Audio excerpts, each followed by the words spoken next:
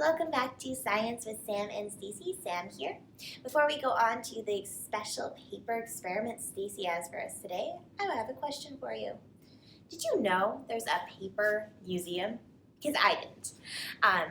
If you want, you can look it up. There's the museum is actually in Japan, and it's all about paper and the history of it. Super crazy. Something else crazy I found is that on the National Geographic Kids website, there's weird but true facts. I don't know if you guys have seen in our collection some of those books where you read through and you just find all sorts of weird and wonderful things.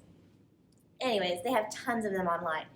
My particular favorite one I found was, did you know that there is a library book that is 248 years overdue? You right? Yeah, I can't imagine. I think that those fines would be pretty expensive. But yeah, enough about that. We'll get back to some weird facts later, and maybe you can share in the comments some weird facts that you found, or just some that you know. I bet you guys are pretty smart. Anyways, on to our science experiment with Stacey.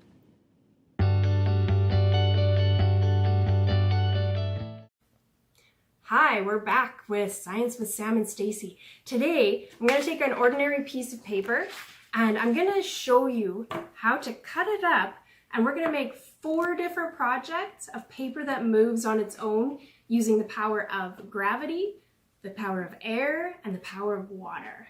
So, I'm going to show you, I'll link in the description below a template so that you can try this at home yourself.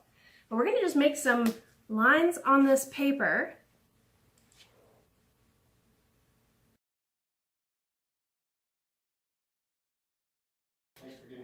So that's pretty much all we need to do in order to cut out 4 different little movers. Okay, so now I've cut up my different sections for my 4 different walkers, and I'm going to start with the simplest one. I'm going to take the long strip of paper from the side, which is going to turn into a little caterpillar. So what we're going to do, we take our strip of paper and we fold it in half. So edge to edge, fold it in half, nice and simple. Next, we open it back up. You can see the table here. And fold each end into that center line that we've created. Easy peasy. And fold each side again into that center line. Good. Until you have a nice small rectangular package. Now, in order to make him look like a nice little worm, we're going to just trim the edges off the sides to give him a good circular shape. So now we kind of have a shape of a minion. And if we open that minion up, it could be a paper chain of minions holding hands, or a little caterpillar. And we put a little paper clip on the front for weight. And I'll show you how to do it. You have a straw, and you blow it on the back of it. Next, we're going to work on our spinner. This is like a helicopter. It's going to look like this. Kind of strange. So we're going to take this piece of paper that has a line that almost goes to the end and a line that almost goes to the end. Very simple. We cut along those lines.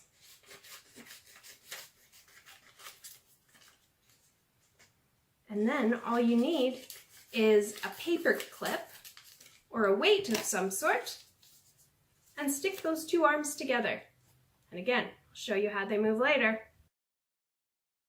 Alright, this is a simple spinner. We're just going to attach the 2 loose ends to the paper clip.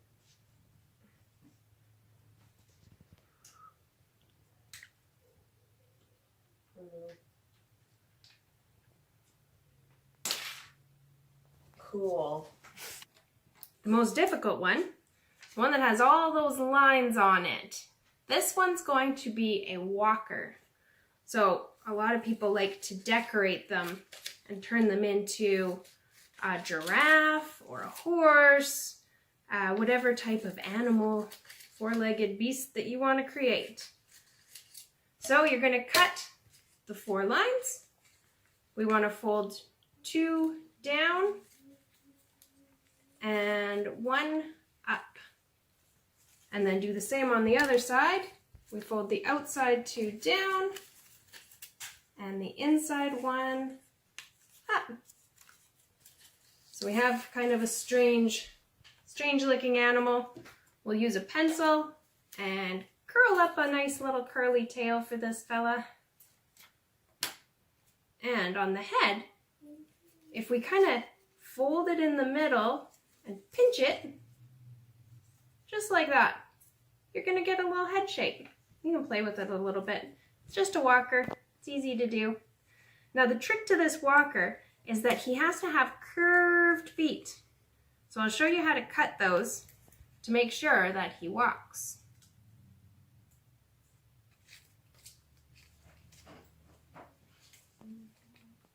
There we go. Perfect. And we'll let him go for a stroll a little later. Okay, so we're going to try to make our little horses or giraffes or whatever walk.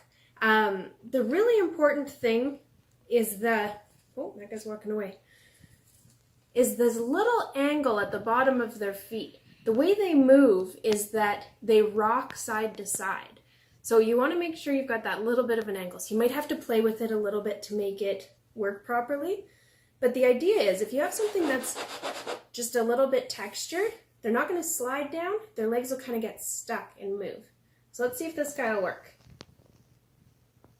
He's got to be at a bit of an angle. You can give it a wiggle to get him going. Come on, little guy. And there he goes. He's walking all by himself. Let's see if our other guy will work too. Maybe we can race. 3, 2, 1. Give a wiggle to start him off. Oh no! One guy's down. One guy stopped to check on his friend.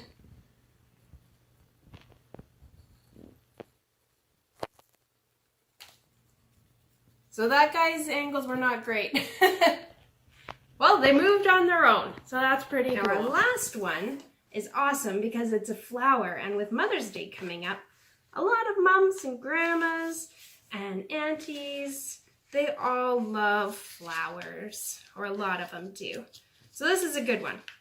So we've taken our last square that was cut out, we fold it in half, and we fold it in half again, so now we have a smaller square. And now the one side is all folded together and it has no openings. Hold on to that side with your fingers. And then we just cut out a petal shape, making sure to leave it all attached under your fingers. That's the trick to this one. So that when we're done, we have a petal that we can open up into a nice flower shape. And again, we'll show you how that one opens up later. Thanks.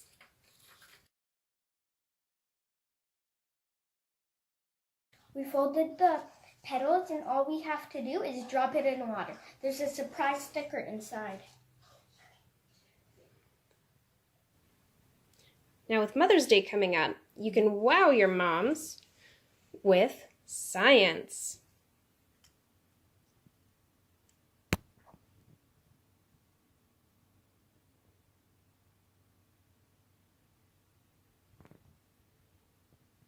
Happy Mother's Day! Awesome. Well, I hope you guys had fun making all your paper critters, and I'll see you next time on Science with Sam and Stacey. Bye!